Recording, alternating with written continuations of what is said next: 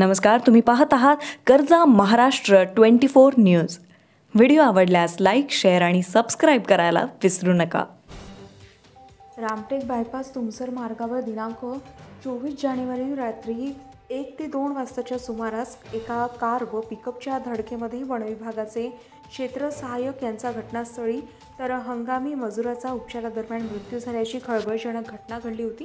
याच अपघातात गंभीर स्वरूपात जखमी झालेले पवनी येथील वनरक्षक प्रदीप सूर्यवंशी यांच्यावर नागपूर येथे उपचार सुरू असताना त्यांच्या देखील मृत्यू झाल्याची माहिती प्राप्त झाली आहे। प्राप्त झालेल्या माहितीनुसार पवनी वनविभाग कार्यालयातील क्षेत्र सहाय्यक स्वप्नील जाधव आपल्या वनविभागाच्या कर्मचाऱ्यासह कार क्रमांक MH 33A4132 हिने मित्राच्या लग्न समारंभाच्या कार्यक्रमाला गोंदिया येथे गेले होते। लग्न समारंभाहून परत येत असताना रामटेक तुमसर बायपास मार्गावर विरुद्ध दिशेने येणाऱ्या MP 28G 4771 क्रमांकाच्या अशोक लीलँड पिकअपला त्यांच्या कारची जोरदार धडक दिली होती।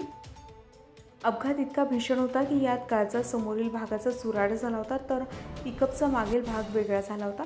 या अपघातात पवनी वनविभागात कार्यरत असणारे क्षेत्र सहाय्यक स्वप्नील जाधव वय वर्ष 35 यांचा घटनास्थळी मृत्यू झाला, तर सोबत असलेले मनोज इनवाते वय वर्ष 35 यांचा देखील उपचारादरम्यान मृत्यू झाला होता व अन्य प्रदीप सूर्यवंशी वय वर्ष 35 व निकेश कुंभलकर वय वर्ष 30 या दोन व्यक्तीची स्थिती गंभीर असल्याने त्यांना नागपूर मेडिकल येथे उपचार सुरू होते। मात्र गंभीर जखमी असलेले वनरक्षक प्रदीप सूर्यवंशी यांचा मृत्यू झालाय।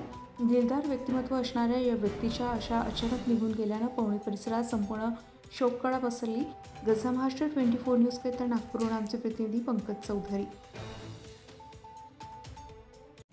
ताज्या घडामोडी आणि बातम्या जाणून घेण्यासाठी कर्जा महाराष्ट्र 24 न्यूज या आपल्या YouTube चॅनलला सबस्क्राईब करा आणि बेल आयकॉन दाबायला विसरू नका, जेणेकरून आपला व्हिडिओ आल्याची ताजी खबर तुम्हाला ताबडतोब मिळेल।